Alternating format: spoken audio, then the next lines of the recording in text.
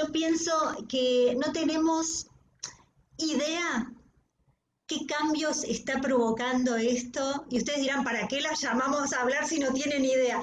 Es que es honesto decir que no tenemos idea la dimensión de cambio que está provocando esta situación que vivimos en este año, por porque es prolongado en el tiempo, porque es algo inédito, porque creo que ninguno de nosotros recuerda otra circunstancia en donde las aulas hayan estado vacías y hemos tenido que dar clases así de esta manera. Por lo tanto, yo diría, no lo sabemos, pero lo que sí sabemos es que se están produciendo grandes cambios. Y también sabemos que así como se producen grandes cambios en nosotros los educadores, se están produciendo en nuestros alumnos. Cambios para bien, porque todos estamos aprendiendo cosas, y también cambios, diría, negativos, porque muchos de nuestros estudiantes están sufriendo depresión. Muchos de nuestros estudiantes ya no tienen deseos de aprender. Eso es un cambio muy grande. Muchos niños. Por supuesto que también es distinto en cada lugar el confinamiento, ¿eh? Yo, por ejemplo, estoy en una ciudad en donde llevamos 6 meses largos de confinamiento y para muchos niños recién ahora están empezando los papás a sacar a los niños a jugar a la plaza, a la calle.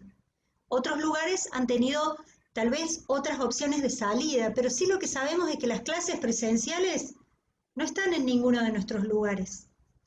Eso provoca, sí, seguro, ¿qué cambios? No lo sé, pero lo bueno es que cuando nosotros vayamos volviendo a normalidad, mi signo de pregunta, cuando vayamos volviendo a la presencialidad, tenemos que saber que todos cambiamos, nosotros y ellos. Eso es lo que me surge. En relación a la segunda pregunta de las estrategias pedagógicas con adultos mayores, también veía en el chat alguna pregunta como que hacían diferencia entre el adulto. Cuando hablamos de adultos es una gran gama, ¿no? Porque una cosa es un adulto joven de 20 y pico de años que está en pleno desarrollo laboral y quiere trabajar, pero también estudiar, y otra cosa es un adulto que está como padre, madre de familia y tiene que también trabajar y acompañar a sus niños en la escuela virtualmente, y otra cosa es la tercera edad o adultos mayores, ¿no? Y algunos de ustedes ponía ahí en el chat, el adulto mayor tiene más disponibilidad de tiempo y de posibilidad, y en esto vale muchísimo el conocer cuáles son nuestros destinatarios. No podemos decir, no, el tiempo tiene que ser no, tal vez el tiempo para uno sea, no sé, 15 minutos, ¿vale? Por supuesto, vale oro en alguna persona que está con mucha tarea y mucho trabajo, y a lo mejor un adulto mayor necesita 1 hora porque le tenemos que explicar cada paso y va a tener el tiempo, pero a lo mejor necesita mucho más detenimiento en cómo va a entrar y qué pasos tiene que dar y cómo se va a conectar. Se entiende que la diferencia va a estar dada por la posibilidad real de nuestros destinatarios. Y también ayuda mucho, en nuestro caso, por ejemplo, que usamos plataformas virtuales, que uno propone una tarea o una actividad o una lectura para la semana y el adulto es el que administra su tiempo. Entonces, no es que tiene que estar sí o sí en clase frente a mí, cara a cara, sino que, bueno, va a entrar, va a leer, y hay plataformas que son muy sencillas, que son gratuitas, donde uno puede subir una actividad o una lectura o un pequeño video. Entonces, y a lo mejor tienen 3, 4 días para que cada uno en el tiempo que tenga lo hace, lo completa, sube la actividad o la manda por WhatsApp al maestro, pero entonces tienen como la posibilidad, que creo que la educación a distancia es una de las grandes ventajas para el adulto, la posibilidad de autoadministrar los tiempos. No es que yo voy como si fuera a cursar en un recinto, en una escuela, en un lugar, sino puedo administrar mis tiempos para hacer las actividades, ¿no? Creo que eso es muy importante.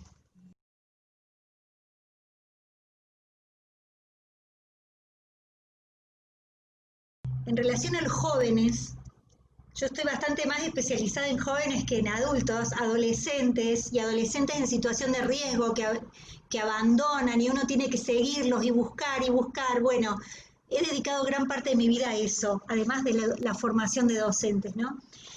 Yo digo, esto es muy importante ubicarnos, que a veces decimos, no, a los jóvenes esto no les cuesta porque ellos son los nativos digitales, entonces viven con el teléfono celular en la mano, por lo tanto esto no les va a costar. Les cuesta el doble.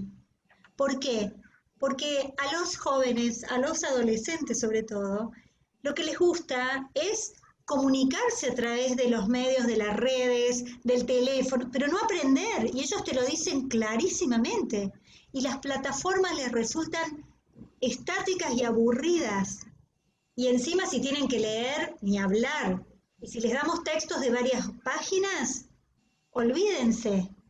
Entonces, acá hay un gran desafío. Por un lado, no dar por supuesto que el joven, porque es nativo digital, le va a ser fácil aprender por este medio. Tenemos que buscar dinámicas. Cada vez los jóvenes quieren menos lectura. Igual hay que leer. Yo creo, soy una convencida de que para aprender hay que leer. No podemos reemplazar absolutamente la lectura por el videíto, ¿no? La palabra por el icono, porque si no siempre vamos a menos. Pero tenemos que buscar la manera de presentarlo y la manera de llegar por sus intereses a lo que nosotros creemos que es importante que aprendan. Pero tenemos que partir de sus intereses y de su participación, ¿m? Que ellos tengan protagonismo. Eso en relación a los jóvenes. Y los adultos creo que están un poco motivados por la novedad, porque como les decía recién, para muchos adultos no era tan habitual trabajar en una plataforma virtual y de pronto es novedoso y hemos aprendido cosas. Ya también llega un momento en que uno se cansa del cuadradito y no quiere ver más la pantalla, pero hay más novedad que para los jóvenes en este sentido.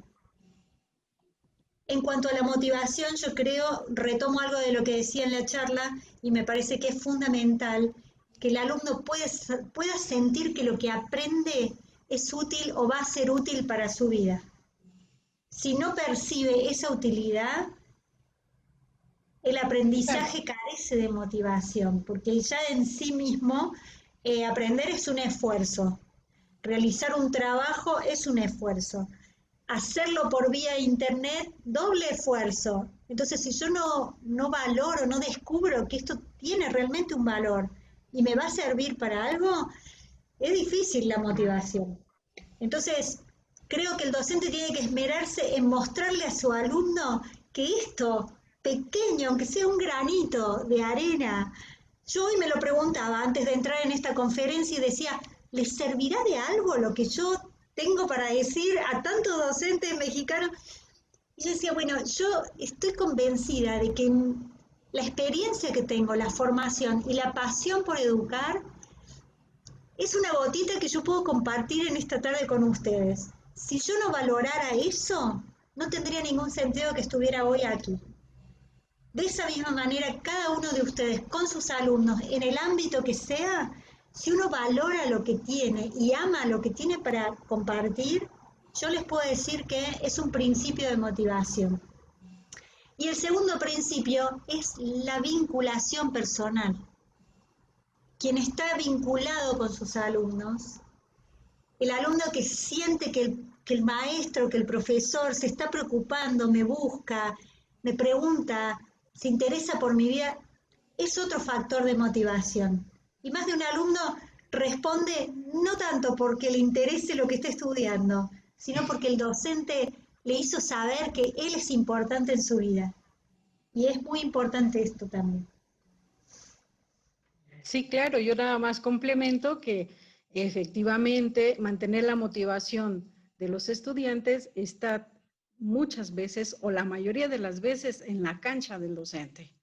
Entonces, el adulto puede estar pasando por muchos problemas y en esta pandemia los hemos vivido, porque además de ser maestros, tenemos familia, estamos atendiendo una casa, estamos haciendo de comer, tenemos que trabajar o ayudar a los hijos a hacer la tarea Y entonces se nos vienen el montón de cosas. Pero si aún así llegó el momento de que yo voy a entrar a mi clase y me encuentro con que mi profesor, mi docente no está preparado, está improvisando, no sabe a dónde me lleva, ni a dónde vamos, ni presentan nada novedoso, entonces voy a decir, no vale la pena. Y si a ello le sumamos que tampoco se interesa por saber de mí, por cómo estoy, pues entonces lo más fácil va a ser para mí, adulto o persona adulto con más responsabilidades, abandonar. Y eso también de que la educación a distancia, como comenta el profesor Felipe, solamente es para los jóvenes. Bueno, eso que también mucho tiempo, que los jóvenes eran los que podían estar más accesibles a esta modalidad de formación, pero la realidad y la práctica nos ha enseñado que no es así. También los adultos se interesan por participar, como lo han comentado, y también ellos pueden aprender. Y en el CREFAL, a través de los años, hemos atendido a maestros. Yo recuerdo una vez que tuve un alumno, era de Monterrey, y tenía 70 años y él no sabía usar una plataforma tecnológica. Y de pronto me llamaba por teléfono y me decía, maestra, es que yo no veo por dónde entrar. Y por teléfono yo lo orientaba y le decía, ¿qué está viendo? Ah, esto. Dele clic aquí. Bueno, pasamos como unas 2, 3 semanas máximo, porque era un diplomado, y el maestro se sabía mover en toda la plataforma. Terminó el diplomado y me dijo, muchas gracias, porque he aprendido sobre la educación a distancia. Y a esa edad él iba a implementar un proyecto de educación a distancia allá en su lugar. Entonces no se crean, no solamente los jóvenes, porque además de que los jóvenes sí son nativos digitales y pueden manejar la tecnología, pero no les gusta la reflexión. Los adultos tienen la experiencia para analizar mejor los contenidos que los jóvenes y puede haber ahí algún equilibrio bastante interesante.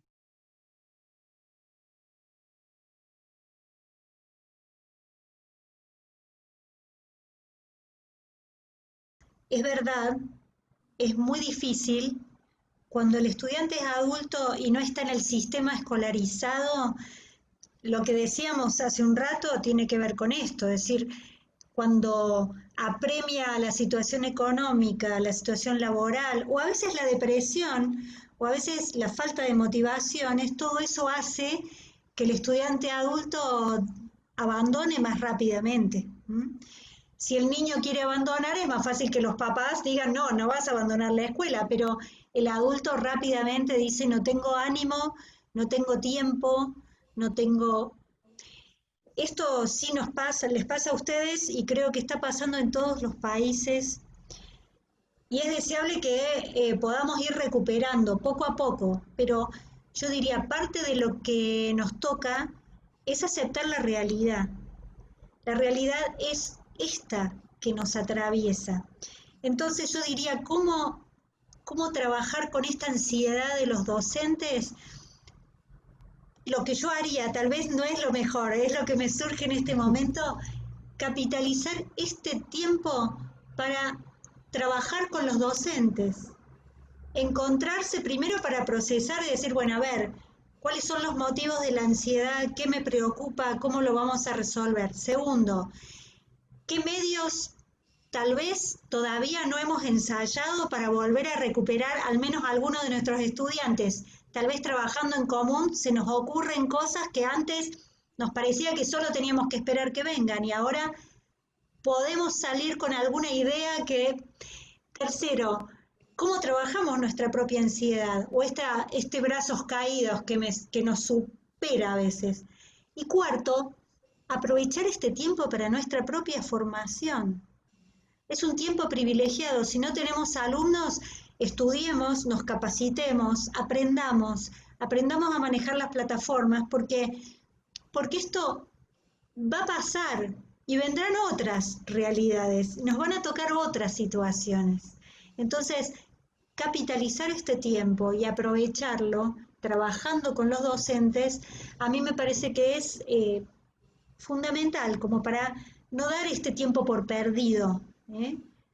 Tenemos que aprovecharlo y saber que a nuestros alumnos los vamos a estar buscando y los vamos a estar esperando para que cuando vengan, cuando regresen, nos encuentren del mejor modo. y no abatidos, cansados, agobiados y encima no formados. Entonces tenemos que aprovechar mucho este tiempo, me parece. Hay situaciones que se van a escapar de las manos de los docentes. Entonces, a lo mejor no depende tanto o del esfuerzo que está haciendo el docente por volver o a atender a sus estudiantes, a sus alumnos, sobre todo cuando son adultos, porque como comentaba el maestro Ignacio, no se puede ahorita salir a buscarlos. La educación de adultos es así, de pronto considerada como compensatoria de un sistema formal, y entonces no tenemos un número de alumnos seguros, atendidos, ni tampoco muchas veces los presupuestos para poder tener otro tipo de recursos y brindar una mejor atención. Pero aquí lo importante es cómo queremos estar nosotros docentes. Cuando aparece el estrés, puede ser que detrás del estrés esté la frustración de los mismos docentes, porque la situación los está rebasando. Y puede ser también que haya una resistencia por ahí oculta hacia la misma situación que estamos viviendo. Y entonces, entre más se resista el docente, más se va a frustrar y más se va a estresar. Hay que darle la vuelta, creo yo, y poder experimentar o nueva formación, nueva colaboración, crear redes, ya lo decían por ahí, crear redes, tender puentes, es el momento. Por eso decíamos cuando veíamos la metodología colaborativa, hoy más que nunca necesitamos voltear a los lados y descubrir que hay otros docentes en la misma situación que nosotros, los cuales podemos ayudarnos para juntos poder determinar nuevos rumbos. Me gustaría retomar algo pequeño que nos decía la maestra Ana Cecilia hace un ratito. Yo coincido mucho que estamos como en la crisis de la pérdida del control, ¿no? Retomando a Foucault y retomando toda nuestra formación docente donde teníamos que tener el control del aula, de la fila, del programa, de los maestros y de los alumnos y de los quién venía peinado y quién no venía peinado, y ahora los niños nos ponen, o los grandes nos ponen un nombre, no les vemos la cara y decimos, prendan la cámara, no la prenden, hemos perdido el control. Ahora, yo soy muy seguidora de Víctor Frank y me gusta que Frank dice, hay algo que el hombre o la mujer lo hace digno y es lo último que pierde, y es la capacidad de decidir cómo quiere vivir. Entonces yo puedo perder el control, y de hecho lo hemos perdido. No podemos controlar quién viene, quién no viene a nuestras clases, cómo va a seguir o no seguir esta pandemia. Pero yo puedo decidir, puedo elegir cómo voy a vivir este tiempo, de qué manera voy a salir en búsqueda de mis alumnos, cómo me van a encontrar cuando ellos regresen, ¿no? Bueno, si perdimos el control, no perdamos la decisión.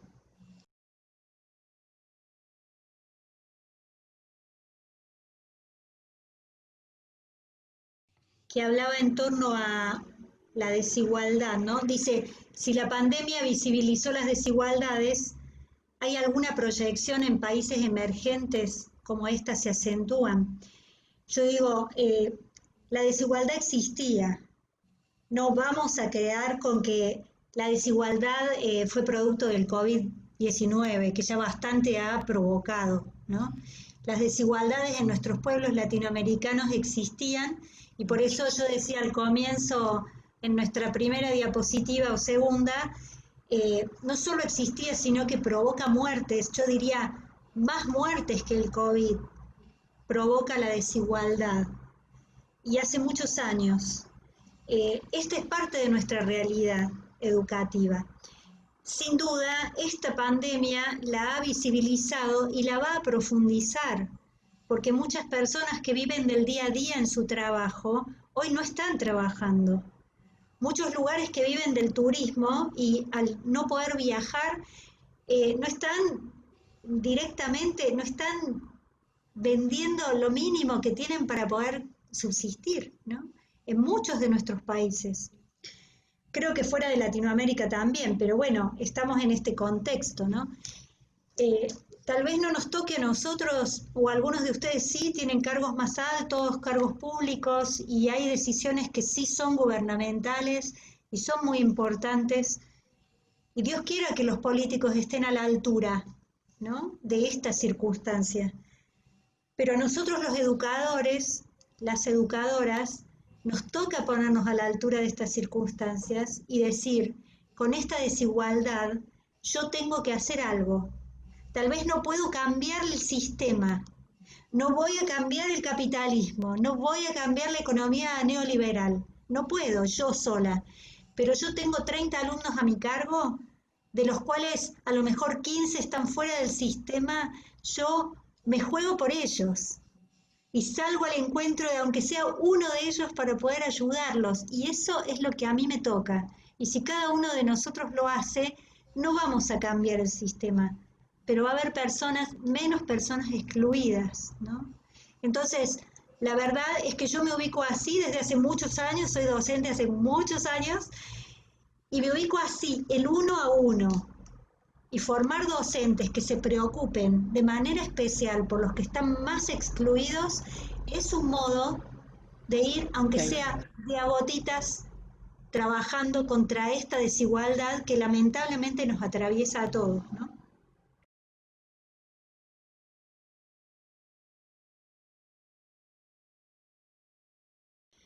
A mí me parece que es muy difícil esta situación que planteas, Minerva, y que se da en muchos lugares donde directamente la población estudiantil no tiene acceso a internet o no tiene acceso a un teléfono celular.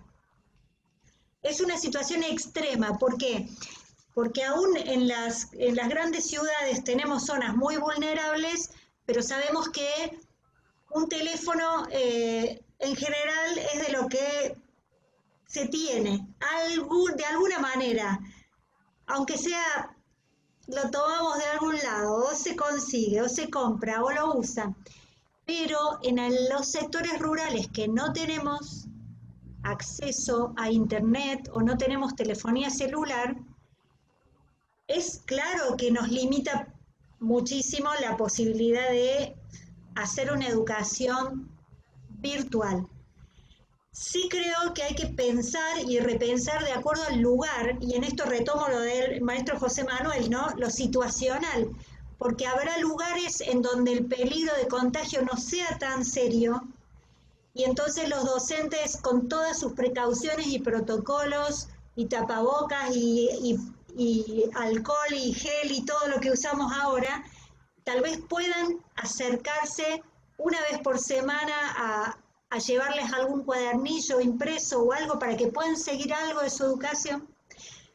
Y tal vez habrá lugares en donde en este momento la pandemia hay un brote más fuerte y habrá que pedirle a los docentes que cuiden su vida y que esperen un tiempito y confiar que también los estudiantes van capitalizando, porque si están en un proceso, si están en un auténtico, a mí me gusta esto de aprendizajes reales, si venían en aprendizajes reales de lectoescritura, aunque estemos ausentes un tiempito, van a ver que esto va a seguir porque de alguna manera les va a llegar algo escrito, de alguna manera van a estar en contacto, y cuando los recuperemos va a ser el gran reto decir cómo retomamos lo que habían aprendido, cómo capitalizamos lo que aprendieron en este tiempo, que serán otras cosas, pero también importantes, y cómo seguir adelante con el aprendizaje, ¿no? Pero bueno, creo que cada lugar nos va a proponer, por eso es que esto tiene que ser tan, yo digo, móvil, en el sentido de que no podemos dar una línea para todo el mundo, porque en realidad cada lugar tiene situaciones diferentes en este momento. Aunque nos atraviesa algo común, cada sitio nos va a proponer estrategias distintas. Sí creo que es importante cuidar la vida de los docentes, no solo del COVID. Hay que cuidar la vida de los docentes. Hay que cuidar los tiempos. No lo dijimos en la charla, aprovecho y lo digo ahora antes que se nos acabe el tiempo del todo. Hay que cuidar los tiempos. Ahora que trabajamos desde casa, pareciera que uno trabaja las 24 horas. No sé si les ha pasado, pero Yo hace muchos años que trabajo a distancia, entonces tuve que aprender a hacer una disciplina. Hay un tiempo para trabajar y hay un tiempo para detener todo y comer y cocinar. Y hay un tiempo para atender a los niños o nuestros mayores, hacer las compras a algún mayor que no puede hacerlo. No puede ser que esté la computadora en la mesa y yo esté dando comer al niño y a la vez contestando a mis alumnos y ahí, o restar horas de sueño, y llega un momento en que esa persona deja de ser un buen docente porque no está en condiciones. Entonces, cuando yo digo cuidar la vida de los docentes, no es solo de que no se contagien del COVID, que por supuesto hay que cuidarnos. Tenemos que cuidar nuestra calidad de vida para que nuestros alumnos puedan recibir lo mejor de nosotros. Y esto supone algunos cortes, algunos descansos, algunos momentos. Hay directores de escuela que les exigen a sus docentes, acá en Argentina, seguro México no pasa, que les exigen el día domingo conectarse y hacer una reunión. Momento, día domingo, familia, descanso.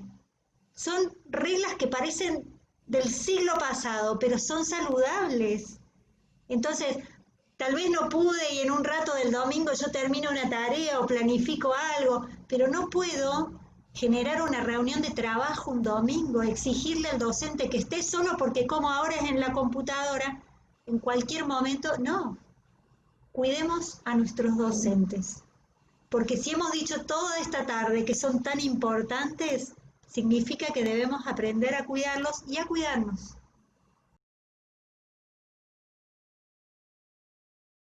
De la pregunta de Sara, de la maestra Sara, dice cómo motivarlos para que enciendan sus cámaras, ¿no? Yo digo, es toda una pregunta.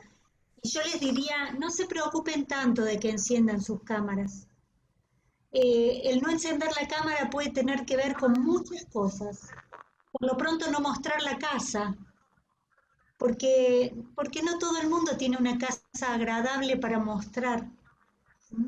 A mí me tocó, bueno, yo vivo en un lugar agradable y puse unas flores detrás y yo dije, ¿qué quiero que vean? ¿No? Y un cuadro que pintó mi mamá, pero para muchas personas mostrar la casa no es fácil, no es grato. Entonces, o mostrarse a sí mismos, porque a lo mejor estando en la casa no están de la mejor manera. Entonces yo diría, no nos preocupemos tanto porque prendan o no prendan la cámara. Nos preocupemos por el vínculo, porque cuando uno establece un vínculo con la persona, aunque es más fácil si yo los estoy mirando y estoy dando una clase que si leo Juan, Marina, Cristina, Roberto, bueno, pero si yo le empiezo a hablar a ese nombre sabiendo que detrás de ese nombre hay una persona, y les hablo con amor de verdad, ¿eh? No haciéndome la que los quiero, con amor educativo, ¿no? Tal vez ni los conozco mucho, pero el amor educativo del que habla Paulo Freire, ¿no? Que nos lleva a trascenderme a mí mismo para llegar a la necesidad del otro. Y si les hablo desde ese lugar, yo he tenido experiencias con adolescentes donde hemos empezado una clase en todos cámaras apagadas, y yo simplemente les dije, bueno, yo les voy a hablar, me encantaría verles el rostro, pero les voy a hablar con lo mejor de mí, y si alguno siente que en algún momento lo que yo estoy diciendo le toca el corazón, prenda su cámara y hágamelo saber. Y a lo largo de mi clase, que fue muy breve, 15 minutos, hablen poco, no como nosotras hoy que hablamos un montón. Poco, 15 minutos, con pasión, con deseo, y alguno empezó a prender la cámara y yo le dije, ay, gracias por mostrarme tu rostro, y los demás empezaron a mostrar.